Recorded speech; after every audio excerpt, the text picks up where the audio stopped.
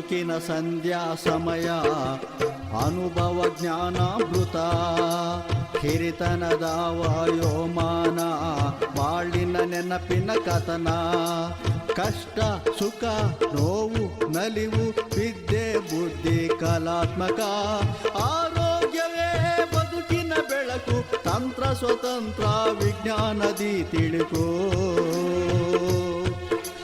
ಹಿರಿಯರಿಗಾಗಿ ಹಿರಿಯರಿಗೋಸ್ಕರ ಅನುಭವ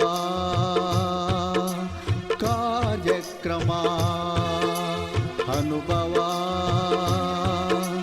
ಕಾರ್ಯಕ್ರಮ. ನಮಸ್ಕಾರ, ನಾನು ಶಮಂತಾ ತಾರ್ಸಿ ಝಲಕ್ಕಿಂದ ಮಾತಾಡ್ತಾ ಇದ್ದೀನಿ ನಮ್ಮ ಅನುಭವ ಕಾರ್ಯಕ್ರಮಕ್ಕೆ. ಇವತ್ತಿನ ದಿನ ನಮ್ಮ 2ನೇ ಎಪಿಸೋಡು BK ಅನಂತರಾಮ್, ಕೊಳಲು ವಾದಕ, ವಂಶಿ ಅಕಾಡೆಮಿ ಆಫ್ ಮ್ಯೂಸಿಕ್ ಸಂಸ್ಥಾಪಕ ಮತ್ತೆ ಬಹಳ ಮುಖ್ಯವಾಗಿ ರಾಜಮ್ಮ ಕೇಶವಮೂರ್ತಿ ಅವರ ಸುಪುತ್ರ. ಇಷ್ಟೆಲ್ಲ ಇರುವಂತಹ ಅನಂತರಾಮ್ ಅವರು ನಮ್ಮ ಮೊದಲನೇ ಎಪಿಸೋಡ್ ಅಲ್ಲಿ ಸಂಗೀತ ಹೇಗೆ ಯಾವ ತರ ಅವ್ರು ಕಲ್ತ್ಕೊಂಡ್ರು, ಯಾವ ತರ ಅರ್ಥ ಮಾಡ್ಕೊಂಡ್ರು, ಮನೆದು ಮತ್ತೆ ವಿಶೇಷವಾಗಿ ಅವರ ಅಮ್ಮನಿಂದ ಹೇಗೆ ಅವರು ಪ್ರಭಾವಿತರಾಗಿದ್ರು ಅನ್ನೋದನ್ನ ಪರ್ಸನಲ್ ಆಗಿ ವೈಯಕ್ತಿಕ ಅನುಭವನ ಹಂಚ್ಕೊಂಡಿದ್ದಾರೆ. ಅನಂತರಾಮ್ ಅವರೇ, ನಿಮ್ಗೆ ಇವಾಗಲೇ ನಾನು ಹೇಳಿದ ಹಾಗೆ ನಮ್ಮ ಅನುಭವ ಕಾರ್ಯಕ್ರಮ ವಿಜ್ಞಾನ ಪ್ರಸಾರ ಡೆಲ್ಲಿ ಅದರಿಂದ ಪ್ರಸಾರವಾಗ್ತಾ ಇದೆ ಅವರ ಒಂದು ಸಹಕಾರದಿಂದ. ಈ ಒಂದು ಕಾರ್ಯಕ್ರಮದ ಕಂಪ್ಲೀಟ್ ಇನಿಷಿಯೇಟಿವ್ ಪರಿಕಲ್ಪನೆ ಡಾಕ್ಟರ್ ಆರ್ ಶ್ರೀಧರ್ ಅಂತ ಪ್ರಸಾರ್ ಭಾರತಿನಲ್ಲಿದ್ದು ರಿಟೈರ್ ಆಗಿದ್ದಾರೆ. Both all India radio and Doordarshan ನಲ್ಲಿ ಬಹಳಷ್ಟು ಒಳ್ಳೊಳ್ಳೆ ಕಾರ್ಯಕ್ರಮಗಳನ್ನ ಡಾಕ್ಟರ್ ಶ್ರೀಧರ್ ರೂಪಿಸಿರೋದುಂಟು. ಇವತ್ತಿನ ದಿನದ ಕಾರ್ಯಕ್ರಮದಲ್ಲಿ ಅನಂತರಾಮ್ ಅವರೇ, ನಿಮ್ಗೆ ಅವಾಗಲೇ ತಿಳಿದ ಹಾಗೆ ಯಾವ ರೀತಿ ಸಂಗೀತ ಪ್ರತಿಯೊಬ್ರು ಹೇಳ್ತಾರೆ, ಮತ್ತೆ ರೀಸೆಂಟ್ ಆಗಿ ಒಂದು 15-20 ದಿನದ ಹಿಂದೆ ರಿಸರ್ಚ್ ಕೂಡ ಹೇಳಿದೆ, senior citizens like music A lot ಅಂತ ಒಂದು ರಿಪೋರ್ಟ್ ಬಂದೇ ಬಿಟ್ಟಿದೆ. ಅದು ಬರ್ದೇ ಹೋದ್ರೂ ಕೂಡ ತುಂಬಾ ಜನಕ್ಕೆ ಗೊತ್ತಿತ್ತು ಸಂಗೀತ, ಅದರಲ್ಲೂ ವಿಶೇಷವಾಗಿ ಕ್ಲಾಸಿಕಲ್ ಮ್ಯೂಸಿಕ್ ನ ತುಂಬಾ ಜನ ಇಷ್ಟಪಡ್ತಾರೆ, ಹಿರಿಯರಂತೂ ಇನ್ನೂ ಜಾಸ್ತಿ ಅನ್ನೋದು ಒಂದಿದೆ. ಇದು ನಿಜವಾಗ್ಲೂ ಹೌದಾ? ನಿಮ್ಮ ಒಂದು ಅಬ್ಸರ್ವೇಷನ್ ಹೇಗಿದೆ ಅಂತ ಒಂದ್ ಸ್ವಲ್ಪ ನೀವು ತಿಳಿಸ್ಕೊಡ್ತು ಅಂತ ಹೇಳಿದ್ರೆ ಜೂನಿಯರ್ಸ್ಗೆ ಸೀನಿಯರ್ಸ್ಗೆ ಎಲ್ರಿಗೂ ಕೂಡ ಸಂಗೀತದ ಬಗ್ಗೆ ಇನ್ನೊಂದು ಪರ್ಸ್ಪೆಕ್ಟಿವ್ ಪರಿಚಯ ಮಾಡಿಕೊಟ್ಟಂಗೆ ಆಗುತ್ತೆ. ಮತ್ತೊಮ್ಮೆ ತಮಗೆ ನಮಸ್ಕಾರ ಶಮಂತ ಅವರೇ, ತಮ್ಮ ಸಾರಥಿ ಚಾನಲ್ಗೆ ಇಂಥ ಒಂದು ಒಳ್ಳೆ ಕಾರ್ಯಕ್ರಮವನ್ನು ಮಾಡ್ತಾ ಈ ಅನುಭವ 2ನೇ ಒಂದು ಹಂತಕ್ಕೆ ನಾವು ಇವತ್ತು ಹೋಗ್ಬೇಕಾದಂತ ಪ್ರಸಂಗ ಇದೆ. ಮೊದಲಿಗೆ ಅದು ಕನೆಕ್ಟ್ ಮಾಡ್ಲೇಬೇಕಾಗತ್ತೆ, ಯಾಕೆಂದ್ರೆ ಆ ಬೇಸಿಕ್ ನಾಲೆಡ್ಜ್ ಸ್ವಲ್ಪ ನಾವು ಕೊಟ್ಟ ಮೇಲೆನೆ ನಾವು ಮುಂದುವರಿಯಕ್ ಸಾಧ್ಯ. ಅಂದ್ರೆ ಈ ಸಂಗೀತದಲ್ಲಿ ಫಾರ್ ಎಕ್ಸಾಂಪಲ್ ನಾನು ಟೀಚ್ ಮಾಡುವಾಗ ನನ್ನ ಹತ್ರ 6ನೇ ವಯಸ್ಸಿನ ಮಕ್ಕಳು ಇರ್ತಾರೆ, 70-75 ವಯಸ್ಸಿನವರು ಕಲಿತಾ ಇದ್ದಾರೆ ಸಂಗೀತನ. ಅವರು ಇದನ್ನ ಕಲಿಬೇಕು ಅಂತ ಈ ವಯಸ್ಸಲ್ಲಿ ಬಂದು ಕಲಿತಾರೆ. ಏನ್ ಸರ್ ನಾನು ಕಲಿಬೋದಾ ಅಂತಾರೆ. ಸರ್ ಇದಕ್ಕೆ ವಯಸ್ಸಿಲ್ಲ, ಆಸಕ್ತಿ ಮಾತ್ರ ಮುಖ್ಯ ಅಂತ ನಾನು ಯಾರೇ ಬಂದ್ರು ಹೇಳ್ತೀನಿ. ಹೌದು, ಇದನ್ನ ನಾನು ಅಬ್ಸರ್ವ್ ಮಾಡಿದೀನಿ. ನೀವು ಆ ತರದವ್ರಿಗೆ ಹೇಳ್ಕೊಡ್ತಾ ಇರೋದನ್ನ ಕೆಲವು ಸೆಲೆಬ್ರಿಟೀಸ್ಗೂ ಹೇಳ್ಕೊಟ್ಟಿದ್ದೀರಾ. ಸಿನಿಮಾದವ್ರು ಮಾತ್ರ ಸೆಲೆಬ್ರಿಟೀಸ್ ಅಲ್ಲ, ನಿಜವಾಗ್ಲೂ ಸಮಾಜಕ್ಕೆ ಕೆಲಸ ಮಾಡಿರುವಂತಹ ಸೆಲೆಬ್ರಿಟೀಸ್, ಮೀನಿಂಗ್ಫುಲ್ ಆಗಿರುವಂತಹ ಫ್ಯಾಮಿಲೀಸ್ಗೆ ನೀವು ಹೇಳ್ಕೊಟ್ಟಿರೋದನ್ನ ಅನ್ಕೊಂಡಿದ್ದೀನಿ. ಖಂಡಿತ. ಸೊ ಇದು ಏನು ಅಂದ್ರೆ, ಈಗ ಯಾರೇ ಆಗ್ಲಿ ಅದಕ್ಕೆ ವಯಸ್ಸು ಬರೋದೇ ಇಲ್ಲ, ಮುಖ್ಯ ನಮ್ಮ ಮನಸ್ಸು, ನಾವ್ ಏನ್ ಕಲಿತೀವಿ ಅಂತ. ಇಲ್ಲಿ 2 ಭಾಗ ನಾವು ಮಾಡ್ಕೋಬಹುದು. ಒಂದು ಮಕ್ಕಳು ಮತ್ತೆ ಯೂತ್, ಇವಾಗಿನ ಪ್ರೆಸೆಂಟ್ ಜನರೇಷನ್ ಸಾಫ್ಟ್ವೇರ್ ಇರ್ಬೋದು, ಯಾವುದೇ ದೊಡ್ಡ ದೊಡ್ಡ ಕಂಪ್ನಿ ಕೆಲಸ ಮಾಡುವಂತ ಸಿಇಒಗಳು ಯಾರೇ ಇರ್ಬೋದು, ಯಾರೇ ಮಾಡಿದ್ರೆ ಕೆಲಸ ಹೊಟ್ಟೆಪಾಡು ಫಸ್ಟ್ ಮಾಡ್ಲೇಬೇಕು. ಆದ್ರೆ ಇದ್ರೊಳಗಿರೋ ಉಪಯೋಗ, ಸಂಗೀತ ಯಾವುದೇ ಆರ್ಟ್ ಫಾರ್ಮ್ ತಗೊಳ್ಳಿ, ಎಸ್ಪೆಷಲಿ ಸಂಗೀತ, ಅದಕ್ಕೊಂದು ಸ್ವಲ್ಪ ಬೇರೆ ಒಂದು ಎಕ್ಸ್ಟ್ರಾ ಕ್ವಾಲಿಫಿಕೇಶನ್ಸ್ ಇರುತ್ತೆ. ಈಗ ಮಕ್ಕಳು ಕಲಿಯೋದ್ರಿಂದ ನಾನ್ ನೋಡಿರೋ ಹಾಗೆ ಸುಮಾರು ಮಕ್ಕಳು ನನ್ನ ಹತ್ರ ಬರೋರು ಟ್ಯೂಷನ್ ಹೋಗ್ತಿರೋರು ಟ್ಯೂಷನ್ ಬಿಟ್ಟಿದ್ದಾರೆ. ಅವರು ಒಳ್ಳೆ ಮಾರ್ಕ್ಸ್ ನ ಈ ನಡುವೆ ತಗೊಳ್ತಾ ಇದ್ದಾರೆ. ಯಾಕೆಂದ್ರೆ ಟ್ರೆಮೆಂಡಸ್ ಫೋಕಸ್ ಮತ್ತೆ ಕಾನ್ಸಂಟ್ರೇಷನ್ ಅವರಲ್ಲಿ ಇಂಪ್ರೂವ್ ಆಗುತ್ತೆ ಈ ಸಂಗೀತ. ಯಾಕೆಂದ್ರೆ ನಾವು ಟೀಚ್ ಮಾಡುವಾಗ ಪುಸ್ತಕ ತೆಗಿಯೋಂಗಿಲ್ಲ, ನನ್ನ ಹತ್ರ ಎಲ್ಲ ಪುಸ್ತಕ ಕ್ಲೋಸ್ ಮಾಡೇ ಕಲಿಬೇಕು. ಅಲ್ಲಿಗೆ ಮೆಮರಿ ಪವರ್ ಬಹಳ ಇಂಪ್ರೂವ್ ಆಗುತ್ತೆ ಅವ್ರಿಗೆ. ಮತ್ತೆ ಹೆಲ್ತ್ ಅಷ್ಟೇ, ತುಂಬಾ ಲಂಗ್ಗೆ ಎಷ್ಟೋ ಜನ ಡಾಕ್ಟರ್ಸ್ ನನ್ನ ಹತ್ರ ಮಕ್ಕಳನ್ನ ಕಳ್ಸಿಕೊಡ್ತಾರೆ, ವೀಸಿಂಗು ಈ ತರ ಇರೋರ್ನ ಕಲೀರಿ ಕಲಿಸ್ತಾರೆ. ಸೊ ಅಂತವ್ರಿಗೆಲ್ಲ ನಾನು ಪಾಠ ಸುಮಾರು ಜನಕ್ಕೆ ಮಾಡ್ತೇನೆ. ಅವರು ಸಂಗೀತಗಾರ ಆಗ್ಬೇಕು ಅಂತ ಬರಲ್ಲ, ಹೆಲ್ತ್ಗೋಸ್ಕರ ಇಂಪ್ರೂವ್ ಮಾಡ್ಕೊಳಕ್ಕೆ, ಮೆಂಟಲಿ ಸ್ಟ್ರಾಂಗ್ ಆಗಕ್ಕೆ ಬರ್ತಾರೆ. ಖಂಡಿತ ಈ ಸಂಗೀತ ಯೂತ್ ಇರ್ಬೋದು, ಸೀನಿಯರ್ ಪೀಪಲ್ ಇರ್ಬೋದು, ಅವರಿಗೆ ಮೆಂಟಲಿ ತುಂಬಾ ಸ್ಟ್ರಾಂಗ್ ಮಾಡುತ್ತೆ. ಒಂದು ಏನು ಅಂದ್ರೆ ಅವರಿಗೆ ಫೋಕಸ್ ಜಾಸ್ತಿ ಆಗೋದ್ರಿಂದ ಅವ್ರು ಖಂಡಿತ ಓದಲ್ಲಿ ಹೋದ ವರ್ಷ ಅವ್ರಿಗೆ 75% ಅಂದ್ರೆ ಈ ವರ್ಷ ಖಂಡಿತ 85% ಬರುತ್ತೆ. ಅದು that is because of music. So ಅದರಿಂದ ಮಕ್ಕಳಿಗೆ ಈ ರೀತಿ ಹೆಲ್ಪ್ ಆಗುತ್ತೆ. ಯೂತ್ ಇರ್ಬೋದು, ಇಲ್ಲ ವರ್ಕಿಂಗ್ ಪೀಪಲ್ ಇರ್ಬೋದು, ಅವ್ರಿಗೆ ಯಾವ ರೀತಿ ಹೆಲ್ಪ್ ಆಗುತ್ತೆ ಅಂದ್ರೆ ಇದು ರೆಸ್ಟ್ಲೆಸ್ನೆಸ್ನ ತೆಗೆದಾಕತ್ತೆ. ತುಂಬಾ ಮೈಂಡ್ ಅಲ್ಲಿ ರೆಸ್ಟ್ಲೆಸ್ ಇರ್ತಾರೆ ಇವಾಗೆಲ್ಲ, ಹೈಪರ್ ಆಕ್ಟಿವ್. ಅದನ್ನೆಲ್ಲ ಒಂದು ಕಾಮ್ ಡೌನ್ ಮಾಡುವಂತ ಪವರ್ ಮ್ಯೂಸಿಕ್ ಖಂಡಿತ ಇದೆ. ಯಾಕಂದ್ರೆ ಇದು ನನ್ನ ಅನುಭವ. ನನಗೆ ಇವಾಗ 66 ವರ್ಷ, ನಾನು ನುಡಿಸ್ಕೊಂಡು ಬರ್ತೇನೆ. ನಾನು 50 ವರ್ಷದಿಂದ ನುಡಿಸ್ತಾ ಇದ್ದೀನಿ. ಸೊ ಇದು ಖಂಡಿತ ಇದರಿಂದ ಏನು ತೊಂದರೆ ಆಗೋದಿಲ್ಲ.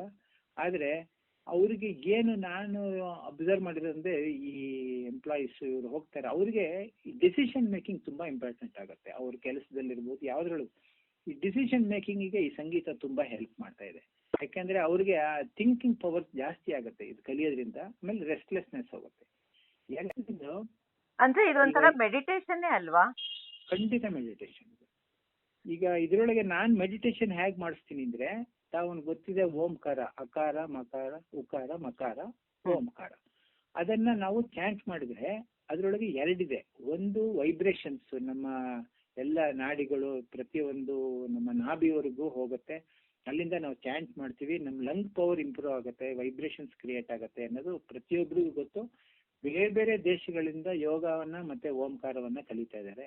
ಬಿಗ್ ಬ್ಯಾಂಗ್ ಥಿಯರಿ ಅದೇ ಓಂಕಾರ ಅಂತ ಹೇಳ್ತಾರೆ ತಿಳಿದವರು.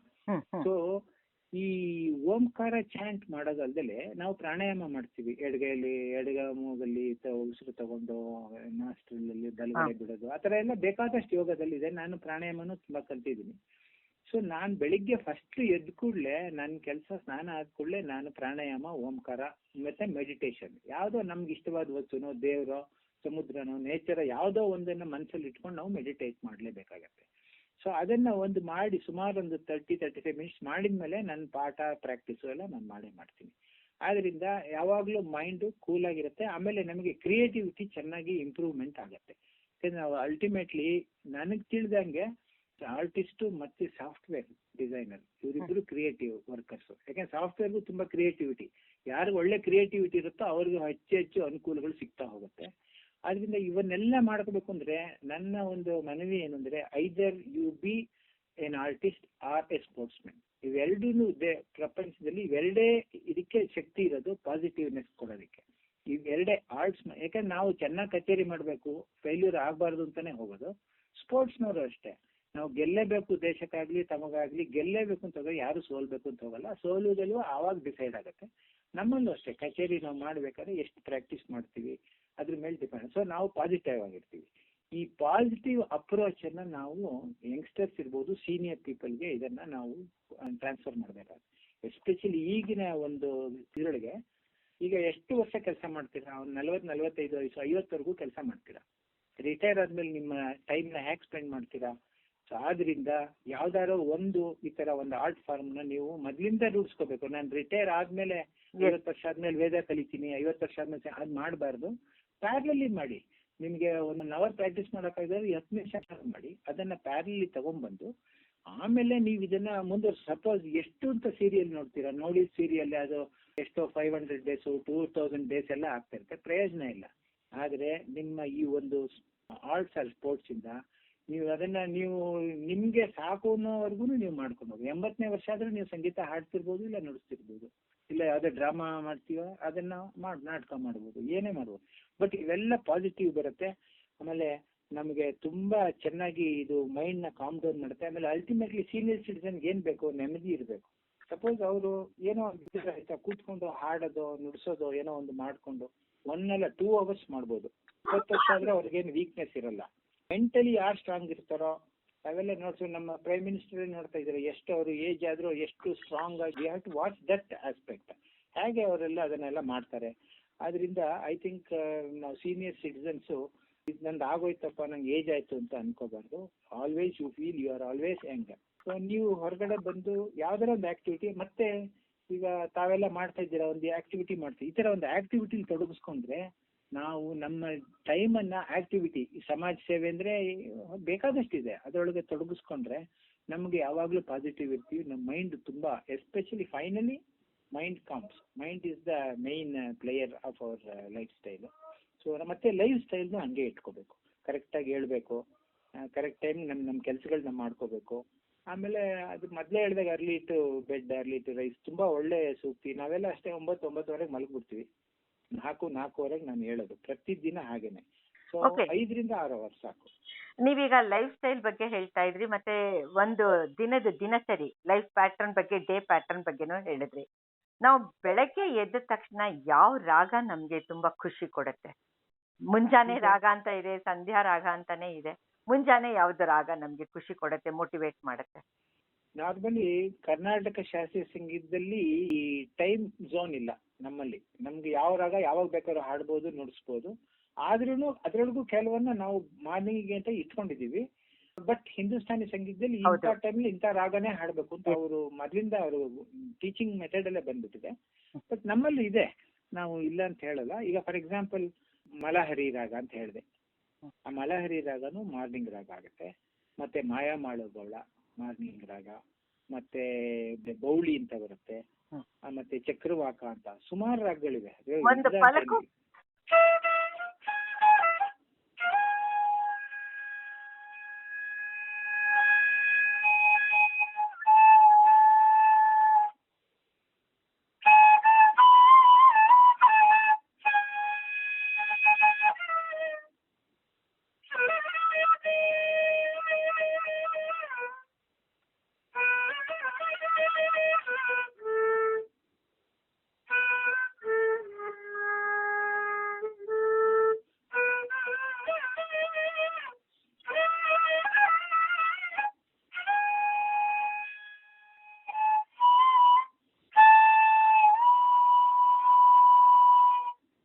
ಇದು ಒಂದು ಸಾಫ್ಟ್ ಆಗಿ ನುಡಿಸುವಂತ ಒಂದು ವಿಧಾನ ಮಾಯ ಮಾಡಗೋಳ.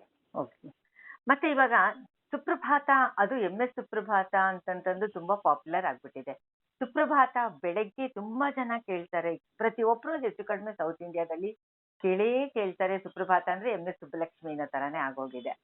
ಈ ಸುಪ್ರಭಾತದಲ್ಲಿ ಅದರ್ ದನ್ ಶ್ರೀನಿವಾಸ ತಿರುಪತಿ ಭಕ್ತಿ ಬಿಟ್ಟು ಯಾವ ರೀತಿ ನಮ್ಮ ಮನಸ್ಸಿಗೆ ಬೆಳಗ್ಗೆ ಹೊತ್ತೇ ಅದನ್ನ ಕೇಳೋದ್ರಿಂದ ನಮ್ಗೆ ಒಂದು ಮುದ ಕೊಡುತ್ತೆ?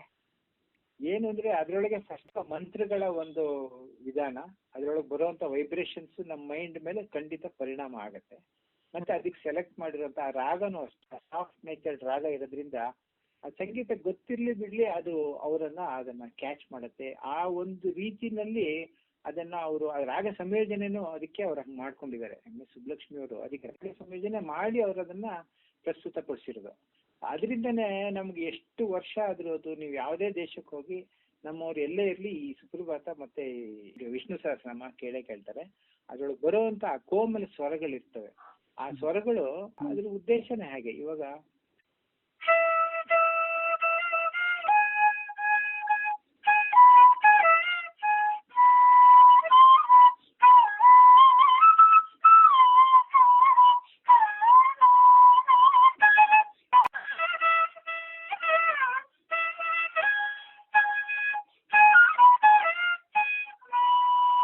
ಶ್ರೀಮನ್ನಾರಾಯಣ ಅಂತ ಹಾಡಿದ್ದಾರೆ, ಅದು ಅವರೇ ಸಂಯೋಜನೆ ಮಾಡಿರೋದು.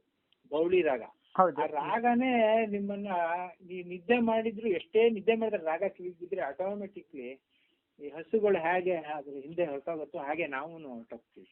ರಾಗಕ್ಕೆ ಪ್ರತಿಯೊಂದಕ್ಕೂ ರಾಗ ದೇವತೆ ಅಂತಿರುತ್ತೆ. ಆ ರಾಗದಲ್ಲಿ ಬರೋ ಸ್ವರ, ಆಮೇಲೆ ಈ ಸ್ವರನ ನಾವು ನಿಮ್ಗೆ ಟಚ್ಚಿಯಾಗಿ ನುಡಿಸ್ಬೇಕು ಅಂದ್ರೆ ಎಲ್ಲ ಹಾಡ್ಬೇಕು ಅಂದ್ರೆ ತುಂಬಾ ಎಕ್ಸ್ಪೀರಿಯನ್ಸ್ ಆಗ್ತಾ ಹೋಗುತ್ತೆ. ಎಕ್ಸ್ಪೀರಿಯನ್ಸ್ ಆದ್ಮೇಲೆನೆ ಇವಾಗ ನಾನು 30 ವರ್ಷದ ಕೆಳಗೆ ಈ ರಾಗ ನುಡಿಸಿದ್ರೆ ಬೇರೆ ತರ ಇರೋದೇನೋ, ಆದ್ರೆ ಈಗಿರೋ ನಾನು ನುಡಿಸೋ ಒಂದು ಮೆಥಡ್ ಅಲ್ಲಿ ಅದು ಬೇರೆ ತರ ಬರುತ್ತೆ. ಅದು ನಮ್ಗೆ ಪ್ರಾಕ್ಟೀಸ್ ಮಾಡಿಸ್ತಾ ಒಂದು ಒಳ್ಳೆ ಸ್ಮೂತ್ನೆಸ್ ಮತ್ತೆ ಫೀಲ್ ಬರುತ್ತೆ. ಅದನ್ನ ಇನ್ನೊಬ್ರಿಗೆ ಹಂಚಕ್ಕೆ ಕಾರಣ ಆಗುತ್ತೆ. ಓಕೆ, ಇವಾಗ ಇದು ನಾವು ಬೆಳಗ್ಗೆ ತುಂಬಾ ಫ್ರೆಶ್ ಆಗಿರುತ್ತೆ, ಮೈಂಡ್ ಕೇಳಿದಾಗ ಹಾಯ್ ಅಂತ ಅನ್ಸುತ್ತೆ. ಬಹುಶಃ ನಾವು ಅಕಸ್ಮಾತ್ ಏನಾದ್ರೂ ತುಂಬಾ ಡಿಪ್ರೆಷನ್ ಅಲ್ಲಿ ಇತ್ತು ಅಂತ ಹೇಳಿದ್ರೆ ಯಾವ ರಾಗ ಮೋಟಿವೇಟ್ ಮಾಡುತ್ತೆ, ಯಾವ ರಾಗ ಖುಷಿ ಕೊಡುತ್ತೆ? ಈಗ ಫಾರ್ ಎಕ್ಸಾಂಪಲ್ ನಮ್ಮಲ್ಲಿ ಈವ್ನಿಂಗ್ ರಾಗ ಅಂತಾನೂ ಇದೆ. ಸಪೋಸ್ ನಮ್ಗೆ ಬೇಜಾರಾಗಿತ್ತು, ಮೋಹನ ರಾಗ ಅದನ್ನ ಅಂತಾರೆ ಹಿಂದೂಸ್ತಾನಲ್ಲಿ. ಅದು ತುಂಬಾ ಬ್ಯೂಟಿಫುಲ್ ರಾಗ. ತಾವು ನೋಡಿರ್ಬೋದು ಎಷ್ಟೋ ಫಿಲ್ಮ್ಗಳಲ್ಲಿ ಕೃಷ್ಣನ ಒಂದು ಕ್ಯಾರೆಕ್ಟರ್ ಬಂದಾಗ ಆ ಮೋಹನ ರಾಗನೇ ತೋರಿಸ್ತಾರೆ. ಜಾಸ್ತಿ ಅದನ್ನ ಅಡಾಪ್ಟ್ ಮಾಡ್ಕೊಂತಾರೆ. ಅಂದ್ರೆ ತುಂಬಾ ಪ್ರಿಯ ಅಂತ ಇವನ್ ಕವಿಗಳಲ್ಲೂ ಅದು ಇದೆ ಅಂತ ಕಾಣುತ್ತೆ. ಹೌದು, ಮೋಹನ್ ರಾಗ ಸುಗಮ ಸಂಗೀತದಲ್ಲಿ ತುಂಬಾ ಯೂಸ್ ಮಾಡ್ತಾರೆ. ರಾಗದ ಹೆಸರೇ ನೋಡಿ ಮೋಹನ. ಮೋಹನ. ನಿಮ್ಗೆ ಆ ನೇಮ್ ಅಲ್ಲೇನೆ ಅದು ಮೋಹಕವಾಗಿ ನಿಮಗೆ ಕೇಳುತ್ತೆ. ಹಾ. ಅದನ್ನ ನಾನ್ ಸ್ವಲ್ಪ ತೋರಿಸ್ತೀನಿ ಯಾವ ತರ ಬರುತ್ತೆ ಅಂತ.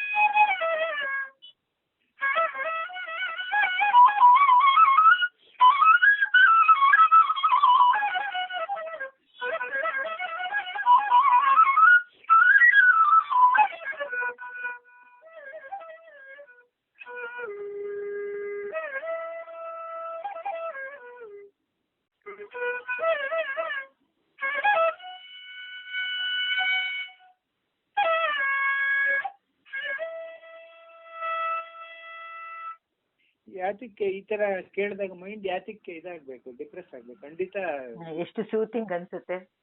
ಈ ನಿಮ್ ಮನ್ಸ್ ಹಂಗೆ ಕರಗ್ಬಿಟ್ಟು ನೀಟ್ ಆಗ್ಬಿಡುತ್ತೆ ಅದು ಈ ರಾಗ ಕೇಳಿದ್ರೆ. ಓಕೆ, ಹಾಗಿದ್ರೆ ನೀವು ಹೇಳೋ ಪ್ರಕಾರ ಮನೆಗಳಲ್ಲಾಗ್ಲಿ ಯಾವುದೇ ಹಾಸ್ಟೆಲಲ್ಲಾಗ್ಲಿ ಸಣ್ಣದಾಗಿ ಸಂಗೀತ ಕೇಳ್ತಾನೆ ಇತ್ತು ಅಂತಂದ್ರೆ ಅದು ತುಂಬಾ ಆಹ್ಲಾದಕರ ಆಗಿರುತ್ತೆ, ಮೈಂಡ್ ರೆಸ್ಟ್ ಆಗಿರುತ್ತೆ ಅನ್ನೋದನ್ನ ನೀವು ಇದನ್ನ ಬಹಳ ಸೈಂಟಿಫಿಕ್ ಆಗಿ ಮತ್ತೆ ನುಡಿಸೋದ್ರ ಮೂಲಕ ನಮ್ಮ ಲಿಸನರ್ಸ್ಗೆ ಕೇಳಿಸಿಕೊಟ್ಟಿದ್ದೀರಾ. ಆಮೇಲೆ ಬಹುಶಃ ನೀವು ಒಪ್ಕೋತೀರಾ ಅನ್ಸುತ್ತೆ, ಬಿಕಾಸ್ ನೀವು hard core classical musician. Even cinema ಸಂಗೀತ ಕೂಡ ಈಕ್ವಲಿ ಇಂಪಾರ್ಟೆಂಟ್ ಆಗುತ್ತೆ, ಅದು ಕೂಡ ಎ ಸಾರ್ಟ್ ಆಫ್ ಮೆಡಿಟೇಷನ್ ಅಂತ ಹೇಳ್ತಾರೆ. ಅದು ಕೂಡ ಒಪ್ಕೋಬಹುದಾತ ಏನು ನನ್ಗೆ ಗೊತ್ತಿಲ್ಲ, ನೀವು ಹೇಳ್ಬೇಕು ಒಬ್ಬ ಎಕ್ಸ್ಪರ್ಟ್ ಆಗಿ. ಅದ್ರೊಳಗೆ ಏನಾಗುತ್ತೆ, ಸಿನಿಮಾ ಸಂಗೀತ ಚೆನ್ನಾಗಿಲ್ಲ. ಇವಾಗ ಜಿ.ಕೆ. ವೆಂಕಟೇಶ್ ಇರ್ಬೋದು, ವಿಜಯ ಭಾಸ್ಕರ್, ಇವರೆಲ್ಲ ಎಂತ ಅವ್ರು, ಆಮೇಲೆ ಘಂಟಸಾಲ ಅವರೆಲ್ಲ ಹೆಂಗ ಹಾಡೋರು ಅಂದ್ರೆ, ಎಸ್.ಪಿ. ಬಾಲಸುಬ್ರಹ್ಮಣ್ಯ ನೋಡ್ರಿ, ನಿಮ್ಗೆ ಗೊತ್ತಿರ್ಬೇಕು, ಅವರೆಲ್ಲ ಕರ್ನಾಟಕ ಸಂಗೀತ ಕಲ್ತ್ಬಿಟ್ಟು ಆಮೇಲೆ ಸಿನಿಮಾ ಸಂಗೀತ ಬರೆದಿದ್ದು. ಡೈರೆಕ್ಟ್ಲಿ ಇವಾಗಿನ ಮಕ್ಕಳು ಡೈರೆಕ್ಟ್ ಸಿನಿಮಾ ಸಂಗೀತಕ್ಕೆ ಹೋಗ್ತಾರೆ, ಹಂಗಾಗಲ್ಲ. ತಾಳ ಜ್ಞಾನ, ಸಾಹಿತ್ಯ ಜ್ಞಾನ ಎಲ್ಲ ಆಗ್ಬೇಕು ಅಂತ ಅವ್ರುಗಳೆಲ್ಲ ನೋಡಿರ್ಬೋದು ಅವ್ರ ಭಾಷಣಗಳಲ್ಲಿ ಫಸ್ಟ್ ಕರ್ನಾಟಕ ಸಂಗೀತ ಕಲೀರಿ ಅಂತ. ಅದ್ರೊಳಗಡೆ ಒಳ್ಳೊಳ್ಳೆಯ ಈಗ ನಂಬಿದೆ ನಿನ್ನನಾದ ದೇವತೆಯೇ ಅಭಿಮಾನ ಅಂತ ಬರುತ್ತೆ, ಹಾಡ್ತಾರೆ ಅವರು. ಚೆನ್ನಾಗಿದೆ ಅದು. ಅದು 2 ವರ್ಷ ಇದೆ ಅದ್ರೊಳಗೆ. ಇವ್ರು ಹಾಡಿರೋದು, ಜಾನಕಿಯವ್ರು ಹಾಡಿರೋದು, ಎಷ್ಟು ಚೆನ್ನಾಗಿ ಹಾಡಿದಾರೆ ಅದು. ನಾವಂತೂ ಅದನ್ನೆಲ್ಲ ಕೇಳ್ತೀವಿ. ಆಮೇಲೆ ಮಲೆಯ ಮಾರುತದಲ್ಲಂತೂ ಫುಲ್ ಸಂಗೀತ ಪ್ರಧಾನ, ಆಮೇಲೆ ಶಂಕರಾಭರಣ ಸಂಗೀತ ಪ್ರಧಾನ. ಇವಾಗ ಎಷ್ಟೋ ಇದ್ರೊಳಗೆ ನಮಗೆ ಮದುವೆ ಮನೆಗಳಲ್ಲಿ ನಾನು ಕಚೇರಿ ಮಾಡಿದಾಗ ಸಿನಿಮಾ ಹಾಡು ಕೇಳ್ತಾರೆ, ನಾನು ಸಿನಿಮಾ ಹಾಡು ನುಡ್ಸಲ್ಲ. ಆದ್ರೆ ಸಿನಿಮಾದಲ್ಲಿರೋ ಹಾಡು ನುಡಿಸ್ತೀನಿ ಸರ್ ಅಂತಾರೆ. ಯಾವ ಸರ್? ಬ್ರೋಚವರ ಇವರು ಅಂದ್ರೆ, ನುಡಿಸಿ ಸರ್. ನೋಡಿ, ಬ್ರೋಚವರ ಇವರು ಅಂದ್ರೆ ಗೊತ್ತಾಗಲ್ಲ, ಶಂಕರಾಭರಣದ ಪಿಕ್ಚರ್ ಆದ್ರೆ ಗೊತ್ತು ಸರ್ ಅಂತಾರೆ. ಸೊ ಆತರ ನಾವು ಆ ವರ್ಗದ ಜನ ಹೆಂಗಿದ್ರೆ ಅವರಿಗೆ ಇಷ್ಟ ಆಗೋದು ನಾವು ಮಾಡ್ಬೇಕಾಗತ್ತೆ.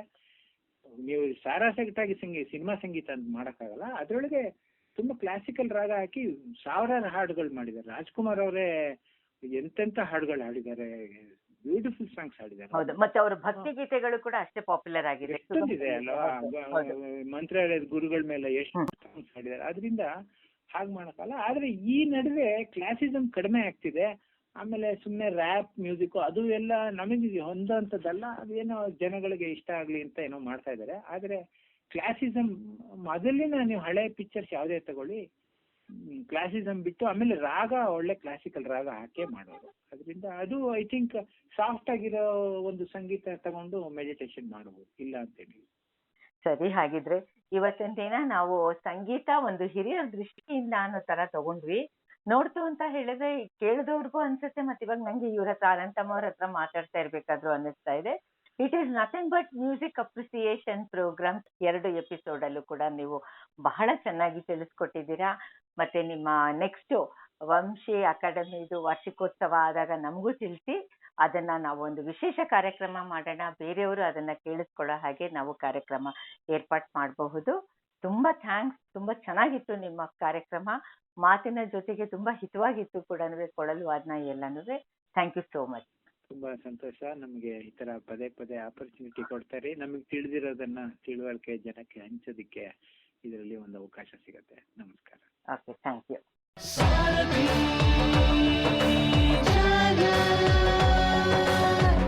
ನೀವು ಕೇಳ್ತಾ ಇದ್ದೀರಾ ಸಾರಥಿ ಝಲಕ್ 90.4 FM. ಕೇಳ್ರಪ್ಪೋ ಕೇಳ್ರಿ.